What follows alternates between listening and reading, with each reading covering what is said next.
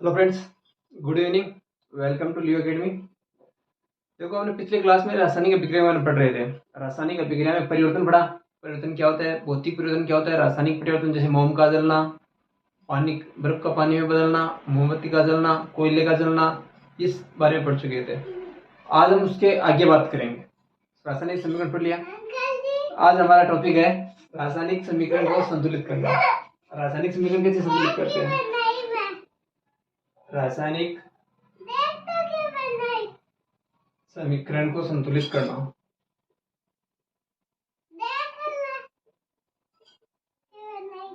रासायनिक समीकरण को कैसे संतुलित करते हैं, इसके चरण होते हैं। देखो, कोई अगर ढांचा समीकरण बोलते हैं, असंतुलित समीकरण उसको क्या बोलते हैं? ढांचा समीकरण। जैसे फॉर एग्जांपल मैं एक समीकरण बता रहा हूँ आपको, जैसे NaCl है, ठीक है।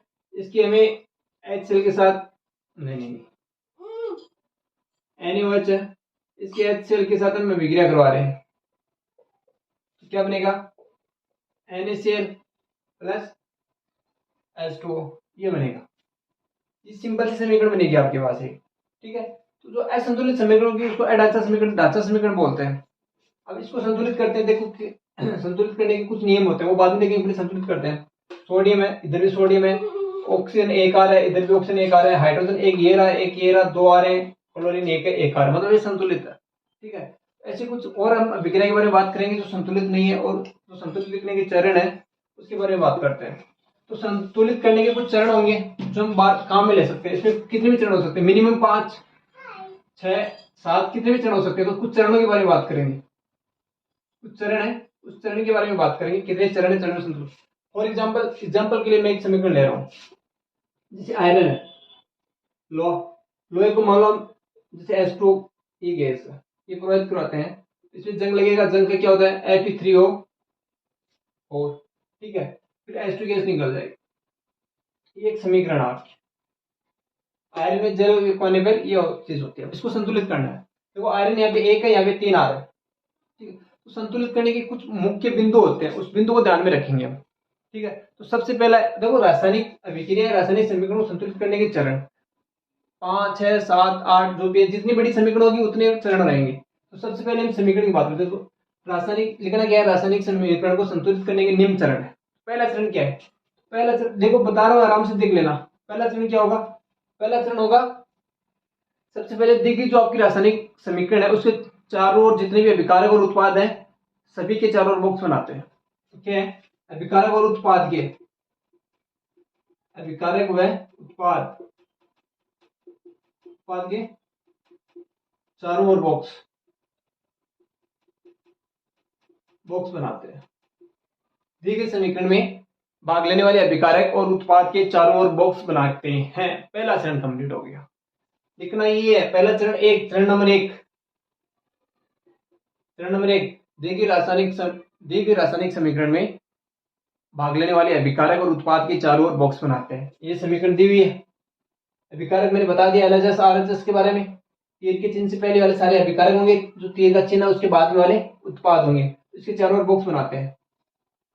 क्या बनाना है हमें? चारों ओर बॉक्स बनाना है। चलो मैं बॉक्स बना रहा हूं इससे।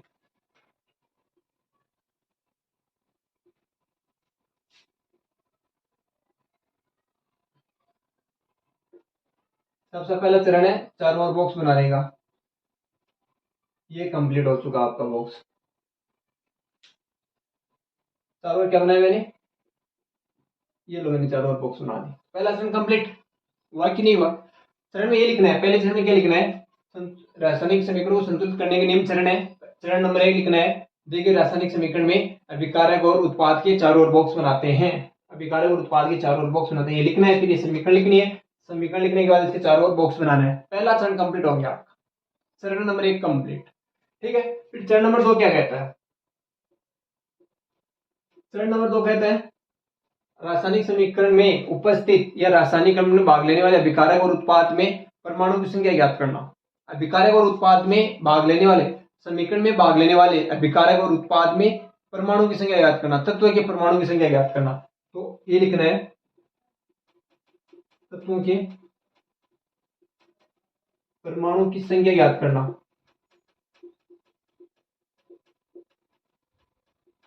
तत्व है उसके जो परमाणु है उसकी संख्या ज्ञात करेंगे, ठीक है, तो समीकरण है, ये समीकरण आपका पहला चरण हो गया ना इसका, ये समीकरण। दूसरे में क्या है, ये समीकरण लिखनी है, इसमें तत्व है। तो देखो सबसे पहले कौन कौन से तत्व भाग ले रहे हैं। एक तो आयरन भाग ले रहा है, ले रहा है कि नहीं ले रहा। एक हाइड्रोजन भाग ले रहा है आपका तत्व है, एक ऑक्सीजन भाग ले रहा है, 3 तत्व भाग ले रहे हैं। तत्व लिख लिए। फिर अभिकारक, ये रहा अभिकारक में परमाणु, ठीक है। फिर दे रहेगा उत्पाद, उत्पाद में परमाणु, अभिकारक में परमाणु की संख्या और उत्पाद में। अभिकारक में आयरन कितना है, 1, मैंने यहाँ पे 1 लिख दिया। हाइड्रोजन कितने, 2 लिख दिया। ऑक्सीजन कितना है, 1 लिख दिया। एकाक नहीं लिखा, लिख दिया। उत्पाद में देखो, उत्पाद में आयरन कितने, 3, हाइड्रोजन कितने, 2, ऑक्सीजन कितने, 4। बोलो लिखा कि नहीं लिखा भाई। उत्पाद में परमाणु लिख दिया, 3, ऑक्सीजन 4, हाइड्रोजन 2, कंप्लीट। तो दिया वही लिखा है। तो आपके 2 चरण समझ में आए नहीं है। पहला चरण क्या करना है, जो समीकरण दी गई है, रासायनिक समीकरण दी गई है, उसमें जो भाग लेने वाले अभिकारक, ये रहा अभिकारक और उत्पाद, उसके चारों ओर क्या बनाया हमने, बॉक्स बना दिया। दूसरा चरण कहता है भाग लेने, समीकरण में भाग लेने वाले अभिकारक और उत्पाद में तत्वों के परमाणु की संख्या। तत्व एक होता है, उसमें कितने परमाणु है, आयरन का 1 है, उत्पाद में 3 है, हाइड्रोजन का अभिकारक में 2 है, उत्पाद में भी 2 है, ऑक्सीजन अभिकारक में 1 है और उत्पाद में 4।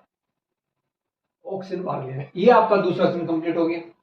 2 चरण आपके ध्यान में रख लेना। 2 चरण हो गए। अब मैं पहला मिटा रहा हूं यहाँ पे, ये बॉक्स वाला हो गया, ये दूसरा चरण हो गया, ठीक है। अब देखो संतुलित करने की तीसरा चरण क्या कहता है, संतुलित करने के लिए हमें जो मैक्सिमम तत्व है, ज्यादा से ज्यादा परमाणु है ना, उसको ले लेते हैं सबसे पहले। तो ज्यादा किसमें दिख रहे हैं, देखो 1 और 4 ऑक्सीजन में ले रहे हैं।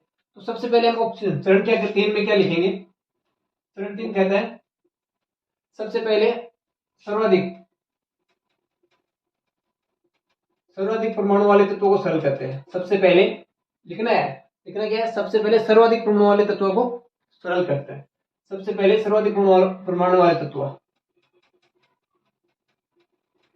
को सरल करते हैं, जिसमें क्या है, उत्पाद में क्या दे रखा है, 4 और अभिकारक में कितना है, 1, ठीक है। उसको सरल करते हैं। सरल करने के लिए आपको एक सारणी बनानी है, छोटी सी सारणी बनानी है। अभिकारक, यहाँ पे अभिकारक लिखना है, ये अभिकारक हो गया और ये उत्पाद हो गया, ठीक है। अब लिखना क्या है, पहले असंतुलित है ना, असंतुलित समीकरण में तो पहले कितने थे, अभिकारक में ऑक्सीजन की संख्या, अभिकारक में ऑक्सीजन कहां पे आएगा, H2O में है ना। अभिकारक में कितना है, अभिकारक H2O में ऑक्सीजन के परमाणु कितने, 1 है ना। उत्पाद में कितना है, उत्पाद में कितने, Fe3O4 में ऑक्सीजन के परमाणु कितने, 4। ये तो पहले। अब संतुलित करने के बाद, संतुलित कितने, इतने 4, उत्पाद में 4 है। तो 1 को 4 से संतुलित करने के लिए क्या करते हैं, 4 से गुणा करते हैं, कितना हो गया, 4 हुआ कि नहीं हुआ, हो गया। इतना करने के बाद आपको समीकरण लिखनी है वापिस। समीकरण क्या आती है अपनी, इसको मिटा रहा हूं एक बार, है ना, इसको मिटा रहा हूं, ध्यान में रख लेना ये चीज, साथ साथ में रफ कॉपी में बनाते चलना, याद रहेगा।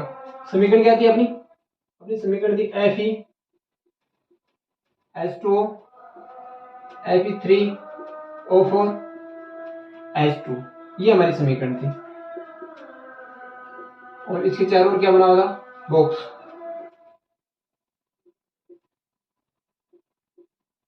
अब हमने क्या किया, देखो 4 से गुणा किया ना, किस में किया, अभिकारक में, किसको किया, ओ किस में, H2O ये रहा, इसको हमने क्या किया, 4 से गुणा, 4 लिख दिया। अब 4 लिखने के बाद वापस संख्या देखते हैं कितनी होती है। अभिकारक में देखो आयरन कितना है, 1, इसमें उत्पाद में 3, हाइड्रोजन कितना हो गया, 4 दूनी 8, इधर कितना है, 2, ऑक्सीजन कितना है, इधर 4 से गुणा किया 4, और इधर ऑक्सीजन कितना है, 4। यह आपका हो गया पहला, तीसरा चरण कंप्लीट हो गया। अब चौथे चरण में क्या करते हैं, जो बच गया उसको देखते हैं। मैक्सिमम चौथा चरण क्या कहता है, यहां तक याद रख लेना। चौथा चरण बता रहा हूं, चरण नंबर 4, एक एक चरण देखते हैं, आराम से चरण देखेंगे ना, ये ध्यान में रख लेना। यहां तक कंप्लीट हो गया ना। अब चरण नंबर 4 क्या कहता है, चरण नंबर 4 कहता है उसके बाद में सर्वाधिक जो तत्व वाला परमाणु है उसको देखते हैं। अब क्या करते हैं, हाइड्रोजन। तो अब हाइड्रोजन को लेकर सरल करते हैं। हाइड्रोजन को सरल करने पर अब देखो, सब पहले क्या था, हाइड्रोजन। पहले यहाँ पे लिखो अभिकारक, वही चीज लिखनी है वापिस। और यहाँ पे उत्पाद, अभिकारक में हाइड्रोजन कहाँ है, ये रहा। कितना है, 4। H2O में हाइड्रोजन की संख्या, हाइड्रोजन के परमाणु कितने, 8। और इतने उत्पाद में कितने हैं, H2 में हाइड्रोजन के परमाणु कितने, 2। इधर 2 इधर 8 है। तो अब संतुलित करने पर क्या होगा, पहले संतुलित करने पर क्या है, इधर तो 8 ही रहेंगे, इधर 2 है तो 2 को क्या करेंगे, 4 से गुणा करेंगे। करेंगे नहीं करेंगे। अब देखो 4 से गुणा करना, यहाँ पे करना है हमें, ये 4 से गुणा कर दिया मैंने, हुआ कि नहीं हो गया 4 से गुणा करने पर, हो गया ना समीकरण। अभी समीकरण चौथे चरण के बाद ये समीकरण लिखनी है। इतना पहले था, इसको 4 से गुणा कर दिया। अब ये कौन सी हो गई, असंतुलित। आंशिक संतुलित समीकरण, आंशिक हो गई। आंशिक का मतलब थोड़ी बहुत संतुलित है, आंशिक संतुलित समीकरण। आंशिक है, थोड़ी बहुत संतुलित भी है समीकरण, ठीक है। अब इसमें वापस देखते हैं कितना संतुलित किया, क्या क्या ऐसे 4 से गुणा किया, 4 दूनी 8 हो गया, तो इतना क्या हो गया। अब देखो ऑक्सीजन कंप्लीट है, हाइड्रोजन कंप्लीट है, आयरन बचा कि नहीं बचा। अब 5 और चरण रहेंगे। 5 चरण में क्या लिखेंगे, जो बच गया है ना, ये रहा आपका 5 चरण नंबर 5। ये उत्पाद रहेगा यहाँ पे, इसको मैं एक बार हटा रहा हूँ, इसको मैं हटा देता हूँ, और ये जो हमने लिखा है इसको हटा देता हूँ। चरण 5 में क्या आएगा, चरण 5 में देखो क्या है, जो बच गया, जो लास्ट में अंतिम में आयरन को संतुलित करने पर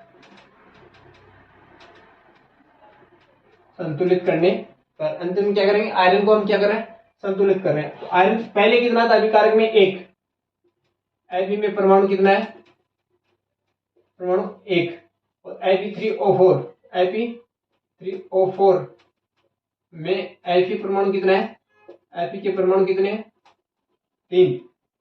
और संतुलित करने पर एक को क्या करेंगे, 3 से गुणा करेंगे, और इधर आपका 3 रहेगा। एक को 3 से गुणा किया, ये 1 है, इसको क्या किया मैंने, 3 से गुणा किया। 3 से गुणा करने पर इसका मतलब कितना, यहाँ पे कितना आ गया, 3। अब देखो, अब ये समीकरण लिखनी है चरण 5 के बाद में, ठीक है। चरण 5 के बाद ये समीकरण लिखनी है। अब मिलाओ, आयरन कितने, 3, हाइड्रोजन 8, और O 4, मतलब अभी आंशिक संतुलित समीकरण नहीं रही, ये क्या है, अभी संतुलित समीकरण हो गई। ये क्या है, ये संतुलित समीकरण हो गई आपकी, ये संतुलित समीकरण है। अब ये लिखना है। इसके बाद में क्या लिखना है, चरण नंबर 6 आएगा आपका। चरण नंबर 6 क्या है,